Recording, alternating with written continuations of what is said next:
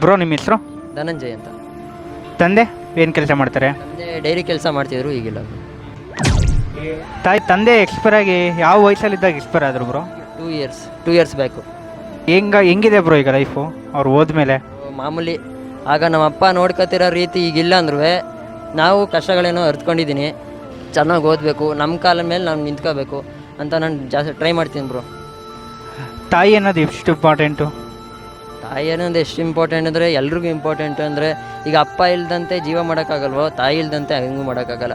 ಈಗ ಬೇರೆಯವ್ರ ಹತ್ರ ಊಟ ಮಾಡ್ಬೇಕಾದ್ರೆ ನಮ್ಮನೆಯವ್ರು ಬಿಟ್ಟು ಬೇರೆ ನಮ್ಮ ಅಮ್ಮ ಬಿಟ್ಟು ಬೇರೆಯವ್ರ ಅಡುಗೆ ಇಷ್ಟ ಆಗಲ್ಲ ಬ್ರೋ. ಯಾಕೆಂದರೆ ಅವರೇ ಚೆನ್ನಾಗಿ ಮಾಡ್ತಾರೆ. ನಾನು ಎಷ್ಟೋ ಸಲ ನೋಡಿದ್ದೀನಿ, ತಾಯಿಗೆ ಜಾಸ್ತಿ ಸಲ ಬೈದಿದ್ದಾರೆ, ಹೊಡೆದಿದ್ದಾರೆ. ಆ ಥರ ಮಾಡೋಕ್ಕೆ ಹೋಗ್ಬಾರ್ದು. ನಮ್ಮ ಅಪ್ಪನ ಚೆನ್ನಾಗಿ ನೋಡ್ಕೊಂಡು ಇರಬೇಕು.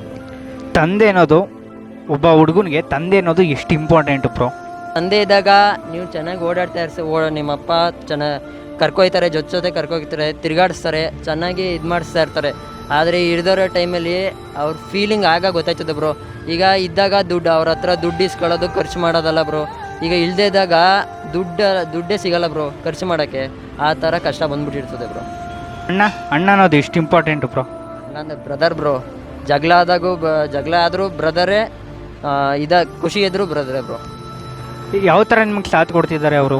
ಅವರು ಚೆನ್ನಾಗಿ ಓದಿ ನನ್ನ ಇನ್ಸ್ಪೈರ್ ಬ್ರೋ. ಅವರು ನಮ್ಮ ಅಣ್ಣಂದಿರು ಚೆನ್ನಾಗಿ ಓದಿ ಅಂತಂತಾರೆ, ಇನ್ಸ್ಪೈರ್ ಮಾಡ್ತಾರೆ.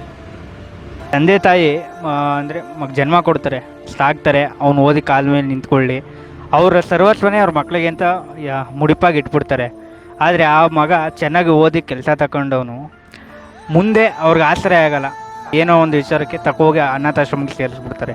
ಅಂಥವ್ರಿಗೆ ಏನು ಹೇಳ್ತೀರಾ ಬ್ರೋ?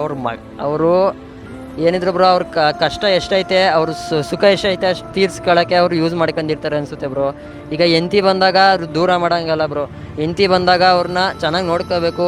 ಈಗ ಹೆಂಡತಿಗಿಂತ ಜಾಸ್ತಿ ಪ್ರೋತ್ಸಾಹನ ತಾಯಿ ನೀರು ಕೊಡಬೇಕು. ಈಗ ನಮ್ಮ ತಾಯಿ ಇಲ್ಲ ಅಂದರೆ ನಾವೇನೂ ಇಲ್ಲ ಬ್ರೋ.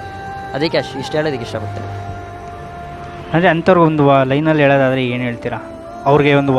ಒಂದು ಕಿವಿ ಮಾತು ಏನು ಹೇಳಬೇಕು ಅಂದರೆ, ಚೆನ್ನಾಗಿ ನೋಡ್ಕೊಳ್ಳಿ ನಿಮ್ಮ ಅಮ್ಮನ, ನಿಮ್ಮ ಅಪ್ಪ ಅಮ್ಮನ ಚೆನ್ನಾಗಿ ನೋಡ್ಕೊಳ್ಳಿ.